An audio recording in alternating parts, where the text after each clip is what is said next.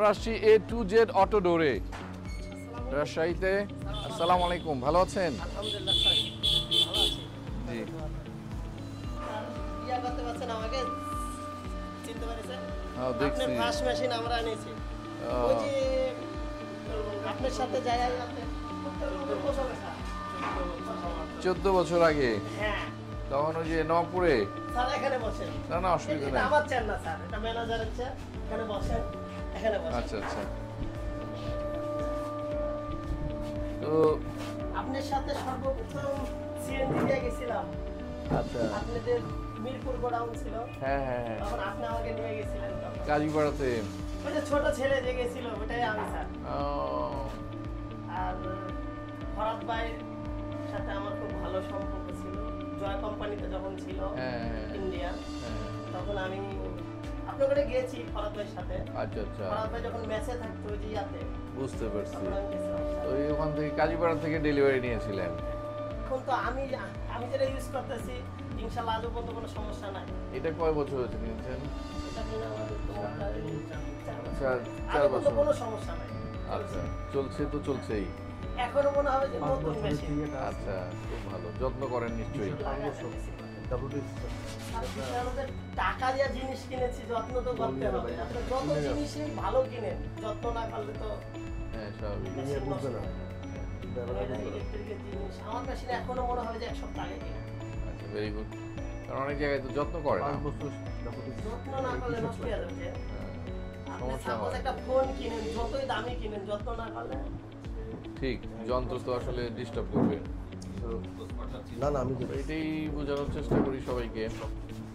কারণ অনেক জায়গায় আছে যে মেশিন আপনার কেনে কিন্তু হ্যাঁ কয়েক রকম কাঠের আছে যারা গুঁড়ো 5 ভর্তি হয়ে বছর থাকে, 7 বছর পরিষ্কার 6 করে বছর না। একই রকম একদম আর এখন আমাদের এখানে নিয়ম একটা জিনিস কি স্যার, কাজ ছাড়া 10 মিনিট আগে মেশিন পরিষ্কার করতে হবে। আমার কাজ না, আমার যত কাজ থাকে, আমার তো এই কাজটা তো সেদিন শেষ হয়ে গেল না, পরের দিন তো করতে হবে। এমন না যে আজকে 1 ঘন্টা পেলে কাজটা শেষ হয়ে গেল, তাড়াতাড়ি চলছে।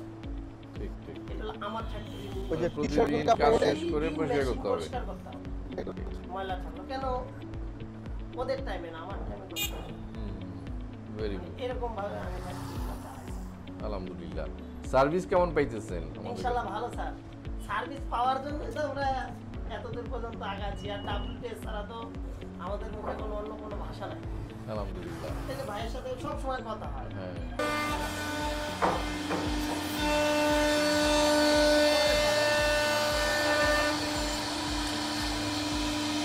চালাও সমস্যা নাই। চালাও ছাড়ে আসতে দিই। হ্যাঁ, চলো চলো।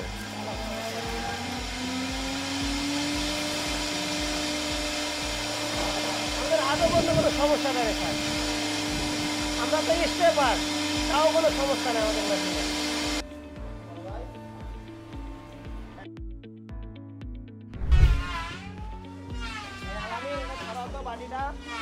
এন্টার করতে হবে। এক সাইড করা লাগবে, হ্যাঁ। ওই মেশিনে আমি আমরা আপনাকে সাজেশন দিয়ে দিব, ফ্যাক্টরি সাজায় দিব, স্টেপ বাই স্টেপ খালি যেতে থাকবেন ইনশাআল্লাহ স্যার, আপনি যেহেতু আসলেন আশ্বাস দিলেন, আমি অবশ্যই এখন ইনশাল্লাহ। আমার সিএনজি মেশিন স্যার একটাতে হয়েছে না, আরেক জায়গা তো পাল্লা দিয়ে আমি কাড়াই। ও, মমতাজ এন্টারপ্রাইজ।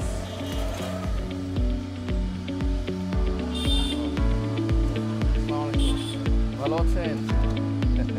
কেমন চলছে মেশিন? কোনো সমস্যা নাই তো? আচ্ছা আচ্ছা।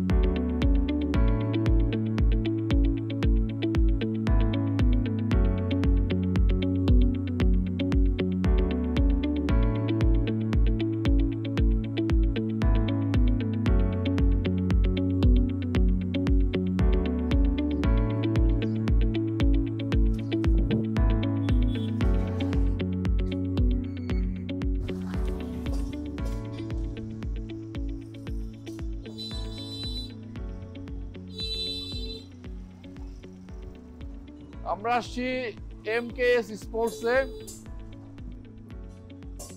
আমাদের জাতীয় ক্রিকেট টিমের প্লেয়ার মিরাজ এবং প্রাক্তন জাতীয় দলের প্লেয়ার ইমরুল কায়েস। আমরা সবাই জানি যে ওনারা আন্তর্জাতিক মানের ক্রিকেট ব্যাট প্রস্তুত করছেন। তো ওনাদের সঙ্গে আমাদের একটা আগে থেকেই কোলাবোরেশন আছে, চলছে। আমরা আজকে এসেছি প্র্যাকটিক্যালি এখানে আবার দেখার জন্যে। এর আগে ওনারা ঢাকায় গিয়েছিলেন, আমাদের সঙ্গে কথাবার্তা হয়েছিল। বেশ কিছু সমাধান আমরা এর আগে করেছি, দেখিয়েছি। তো এই ক্রিকেট ব্যাটের মান আরো কিভাবে বাড়ানো যায় এবং সমস্যা মুক্তভাবে এই প্রোডাকশনটা ওনারা করতে পারেন, তো এইটার বিষয়ে আমরা ওনাদের সঙ্গে একসঙ্গে কাজ করছি। তো আমরা আজকে দেখব যে ওনাদের এখানে কি অবস্থা। আমরা রাজশাহীতে এসেছি।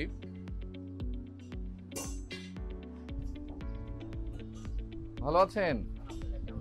এই তো আলহামদুলিল্লাহ। হাত যে শক্ত।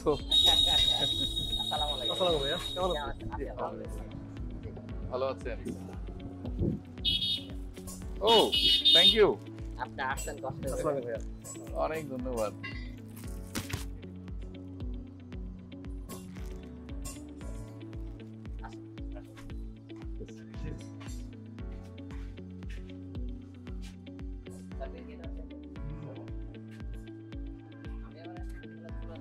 হ্যাঁ হ্যাঁ হ্যাঁ, আমাকে বলেছে।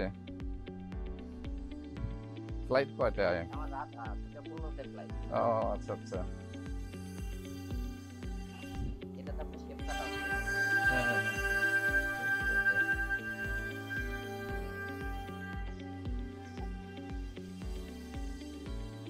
এটা হলো আপনার ব্যাট এটা আমাদের হ্যাঁ, প্রেসিংটা ওখানে না? হ্যাঁ ঠিক আছে। এমনকি উইলো দিয়েই তো কাশ্মীরি, না এটা ইংলিশ হলো। ও ইংলিশটা না? হ্যাঁ এটা ইংলিশ। এগুলো এখন ছবি তুলো তো। ব্লিচ হয়নি। হুম। সেন্ডিং হবে, ছবি তুলো। তারপর এটা ব্লিচ হবে, দেন তারপরে আবার সেন্ডিং হবে।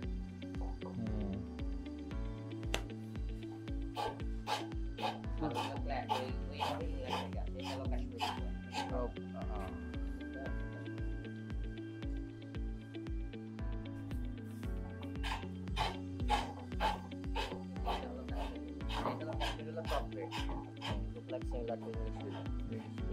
হ্যাঁ দেখতে এটা একই। 64। ও সাইবেরিয়াটাই করতে।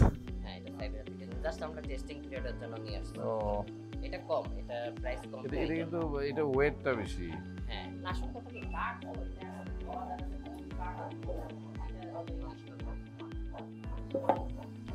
সব কাট একরকম হয় না। ধরেন আমরা যা কাটা নেই ওর ভিতর থেকে হয়তো মানে সুপার কোয়ালিটি লাইট হয়তো 10% আসে, অনলি 10% সুপার কোয়ালিটি লাইট কাটগুলো।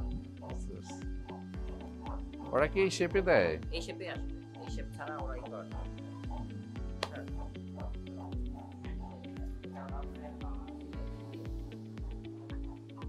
এটা হলো ইংলিশ উইজার হ্যান্ডেল। এটা দুই ধরনের হয়, একটা 3 পার্ট আর একটা 4 পার্ট। এটা হলো 6 লেয়ার। এটা ম্যানুফ্যাকচারিং এ পাকিস্তানিদের জন্য, ওরা আসলে এই হ্যান্ডেলে মানে বেশি প্রেফার করে। আর এটা হলো 6 লেয়ার, এটা হলো 3 লেয়ার।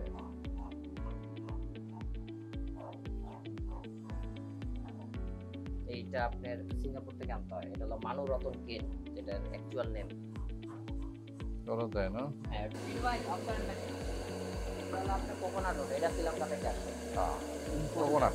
হ্যাঁ এটা অনেক লাইট কাট হয়, এটা অনেক লাইট কাট হয়। বাট ইন্টারন্যাশনালি এটা টেপ টেনিসের জন্য, এটা only tape tennis 5 star local কাটার জন্য। আমাদেরকে ধরেন এইভাবে আসে, হুম এইভাবে লক হিসাবে আসে। শক্ত টাইপের, তারপর আমরা হালকা একটু শক্ত। সাইজ করে সাইজ আসলে লাগে। গুড। এখন প্রোডাকশন কি রকম আছে? এখন ওকে, আর প্রফেশনালটা? প্রফেশনালটা কম।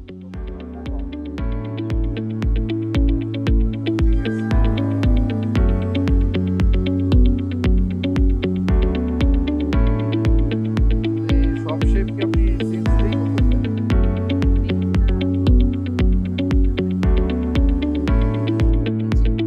এটা পরে এটা বুঝতে হবে। এটা তো যদি আপনার কাঠটা স্ট্রং রাখবে, ওয়াটার নিজের প্রোডাক্ট কিভাবে বাকিদের প্রোডাক্টটা কম্পোজিশন অ্যানালাইসিস ওটা অতটা ট্রেন না ওরা জানে না। আমি এদিকে শেষ করতে আমি বলা যে ওয়াল রেটিং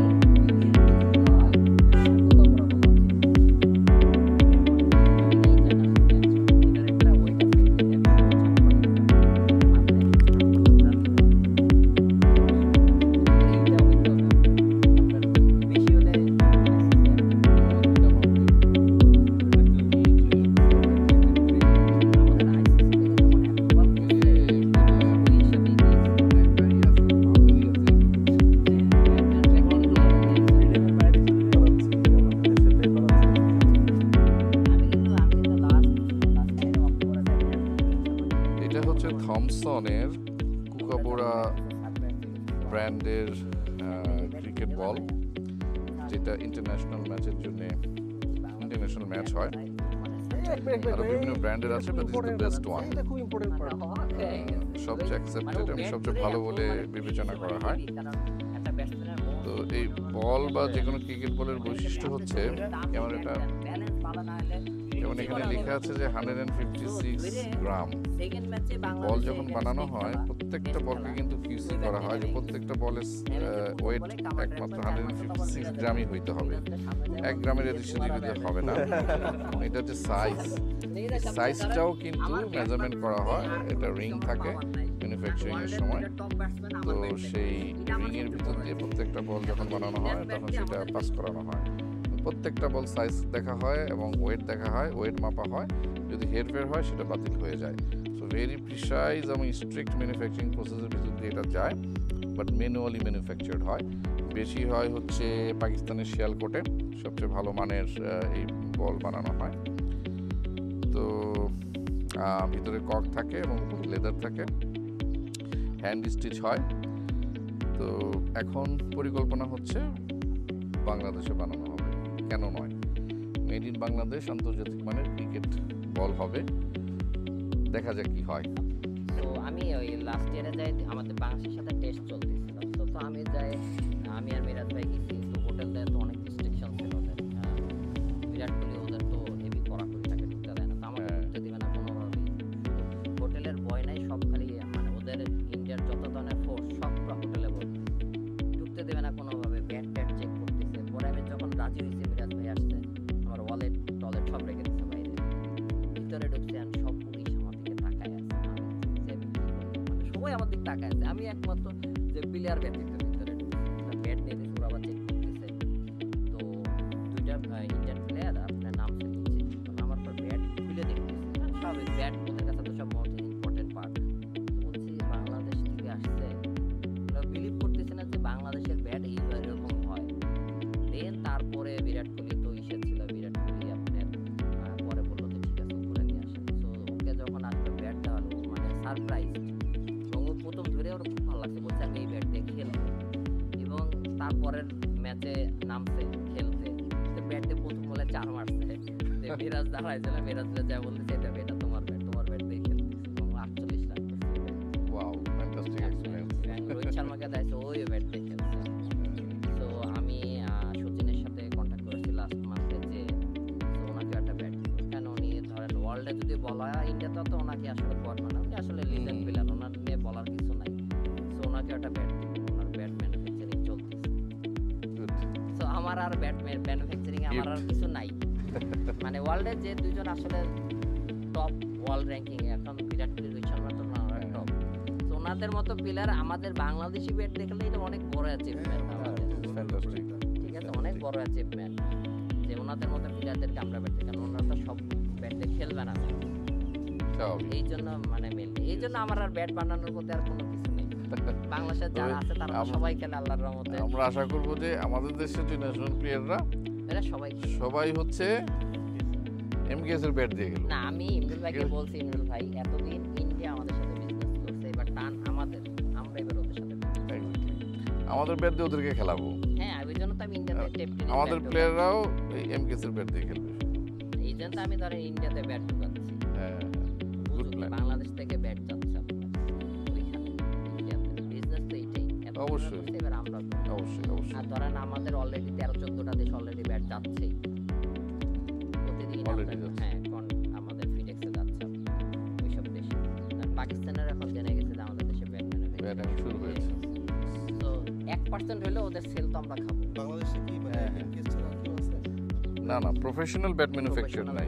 এমনিতে পাড়া মহল্লার জন্য আছে। এটা আছে। কি ধরেন যশোরের একটা বেল্ট আছে। হ্যাঁ, ওই আপনার একটা গ্রাম আছে। গ্রাম আছে, ওরা বানায়। 150-200 বছর। আসলে আমরা মনে করি যে হয়তো ইজি জিনিস, কিন্তু এই প্রেসিং হলো সবচেয়ে ইম্পর্টেন্ট। আপনাকে কোথায় কতটুকু প্রেস দিতে হবে এটা পুরো এক্সপেরিয়েন্স, আর কিছু না। কমপ্লিট 19-20 হবে ব্যাট কেটে দেবে। Complete an art and technology, মানে টেকনিক্স, এটা খুব ইম্পর্টেন্ট। প্রেসিং বলেন এই জিনিসটা ইয়ে পায় না। যেমন অনেক সময় ব্যাটম্যানের, যেমন বিরাট কোহলির ব্যাট 1240 গ্রাম, কিন্তু আপনি যখন পিক আপ করবেন আপনার ধরে মনে হবে আপনি 1100 গ্রাম ব্যাট ধরে আছেন। এটাই টেকনিক। এত ভারী ব্যাট ধরলে এত হালকা লাগে। আপনি যে কথা বললেন যে গ্রেডিং এর ব্যাপারটা, কারণ সে আপনি একজন প্লেয়ার, উনি একজন প্লেয়ার, উনি আপনি গ্রেড পেয়েছেন, আপনার কাছে ফিল হবে একরকম, ওনার কাছে ফিল হবে না না, বিষয়টা সেরকম না না। না না, ব্যাট ম্যানুফ্যাকচারিং এর সময় ডিপেন্ড করে। হ্যাঁ, যে আপনি রাইট হ্যান্ড ব্যাটসম্যান, সো আমি তখন রাইট হ্যান্ড পিক আপ করেই দেখব। যখন লেফট হ্যান্ডার আসে তখন আমি লেফট হ্যান্ড ধরে চেক করি। কিন্তু একজনের সে স্ট্যামিনা, যেমন সচিন না না না, যেমন এটা এটা ম্যানুফ্যাকচারিং হয় কিভাবে? সচিন বলি, যেমন সচিন বলছে আমার 1300 গ্রামের ব্যাট দিতে হবে উইথ ডাবল গ্রিপ, সো আমি ওইভাবেই ব্যালেন্স করে দেবো। ও যখন ধরবে মনে হবে 1200 গ্রাম, বাট ওর ব্যাট অ্যাকচুয়াল ওয়েট হলো 1300 গ্রাম। ওই রকমই তৈরি করে দেওয়া হবে যে 1300 গ্রামের হবে। প্লেয়ার ওয়াইজ ব্যাট স্ট্রাকচার হয়। অলরেডি ওরা তো এক্সপেরিয়েন্সড, ওদের প্র্যাকটিস, বলে দেয়, কিছু বলতে ওরা জানে ওরা কি ব্যবহার করছে। হ্যাঁ, যেমন আমাদের বাংলাদেশে যারা ক্রিকেট খেলে, এটা মোস্ট অফ দ্য ভুল ধারণা। সবাই বলে যে পাওয়ার লাইন পাওয়ার লাইন পাওয়ার লাইন পাওয়ার লাইন। পাওয়ার লাইন বলে কিছুই না, ওটাকে বলে অ্যানুয়াল রিং বা ইংরেজি ভাষায়। আর বাংলায় বলে বাৎসরিক চাক, যে প্রতি বছর বছর গাছে একটা চাক পড়বে। ওইটা দিয়ে মানে গাছের বয়স নির্ধারণ হয় যে গাছটা আসলে কত বয়স। তো ওরা যখন গাছটা কাটে, অ্যাকচুয়ালি ধরেন গাছটা এরকম গোল হয়, এই গোলটা হয় এরকম গোল। এখন প্রতি বছর বছর একটা অ্যানুয়াল রিং ওই মাপটা ওরা মুখে বলে। এটাতে এইভাবে পড়ে। এখন আমরা যখন ক্রিকেট ব্যাটে দেখবেন ফেস পার্টে সোজা সোজা থাকে, ওরা যখন কাটে এইভাবে কাটে, তার মানে এই ফেসটা আমার সোজা হয়ে গেল। তখন এইটাকে এইভাবে একটা স্লাইস করবে, এইভাবে একটা স্লাইস করবে, এইভাবে একটা স্লাইস করবে। দ্যাট মিন্স প্রত্যেকটা স্লাইসে আমার ওই রিংটা এভাবে সোজা সোজা আসবে, ফেস পার্ট সোজা আসবে। ওয়ান সাইড ফেসটা শুধু দেখা যাবে, আমাদের বাংলাদেশে রিং তো দেখা যাবে না। রিং তো দেখতে পাবে, ওয়ান ফেসই দেখবে। ওয়ান ফেস মাপতে পারবে একটা দুইটা, এইভাবে আসবে। আর বাংলাদেশে আপনার মোস্ট অফ দ্য প্লেয়ার বলতে কি যে বেশি গ্রেন দ্যাট মিন্স অনেক ভালো ব্যাট, এটা আসলে ভুল ধারণা। ম্যাচিউরড মনে করে আর কি, যে বেশি গ্রেন, বেশি গ্রেনে হয়তো বেশি পাওয়ার আসবে, এটা ভুল ধারণা। বেশি গ্রেন মানে ওটা কাজের বয়স থেকে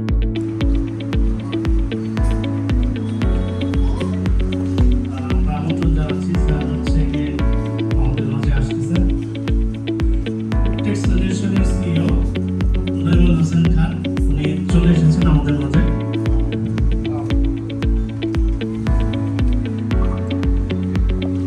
আমি এই মুহূর্তে স্যারকে পুরো প্ল্যাটফর্মটা দিয়ে দিচ্ছি, কারণ আমরা অনেকক্ষণ যাওয়া স্যারের জন্য ওয়েট করতেছি। আমরা স্যারের কাছ থেকেই শুনি স্যার যে অপেক্ষা এতক্ষণ যাওয়াত আমরা কি নিয়ে আলোচনা করব, টোটাল বিষয়টা ইনশাআল্লাহ স্যার এখন নিজে বক্তব্য দিবেন। আমাদের শুরু করতে দেরি হচ্ছে, কারণ আমরা অপেক্ষা করেছি যে আপনাদের যারা আসবেন বলেছিলেন। আসসালামু আলাইকুম।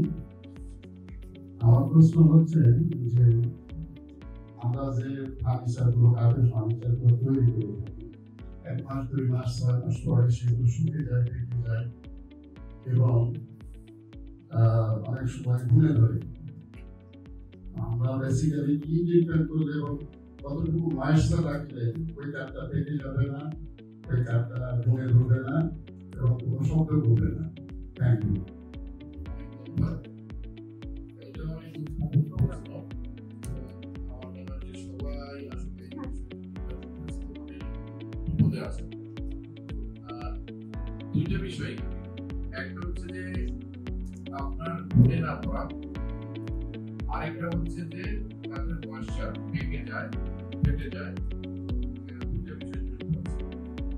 ভুলে না পড়তে হলে প্রাকৃতিক যে বিষয়, প্রাকৃতিক বিষয় হচ্ছে যে আপনি যত ম্যাচিউর কার্ড ব্যবহার করবেন তত আপনার এটার সম্পর্কতা কমবে। ধরেন কথা হচ্ছে যে এই ম্যাচিউর কার্ডের প্রাপ্যতাটা কতটুকু হয়তো আপনি পাচ্ছেন, তাহলে আপনাকে কি করতে হবে, সেই কার্ডটাকে ট্রিটমেন্টের ব্যবস্থা করতে হবে, যেটা মনে করা হয় নট সিজনি। দুটো ভিন্ন, একটা হচ্ছে কার্ডের ট্রিটমেন্ট যেটা ঘুরে ধরা থেকে রক্ষা করে, আর একটা হচ্ছে সিজনি, এটা হচ্ছে আগা পাকবে না, মানে আর্দ্রতাটা ঠিক মতো সেটা করে। তো ট্রিটমেন্ট করার সাধারণ যে পদ্ধতি আমাদের দেশে ব্যবহার করা হয় সেটা অনেক চর্চা করেন, চর্চা করে যে নির্ধারিত যে কেমিক্যাল গুলো আছে সেগুলো কাঠের পানিতে গুলিয়ে সেখানে কাঠটা ভিজিয়ে রাখা অনেকদিন। যখন জানতে পারলাম যে আপনি রাজশাহীতে আসছেন, তো এটা আমাদের জন্য গর্বের বিষয় যে এই শহরে আপনার পদার্পণ। আমার মনে হয় যে আমরা প্রত্যেকে একটু হাততালি দিয়ে ওনাকে একটু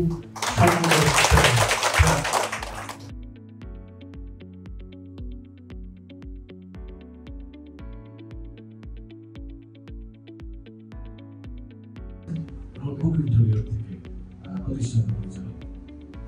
আমাদের ইন্টেরিয়র ফার্মের একটা রিকোয়ারমেন্টস থাকে, যেটা হচ্ছে যে ফার্নিচার। এখন প্রত্যেকটা ক্লায়েন্ট চায় ইন্টেরিয়র ফার্মের কাছ থেকে ফার্নিচারগুলো নিতে।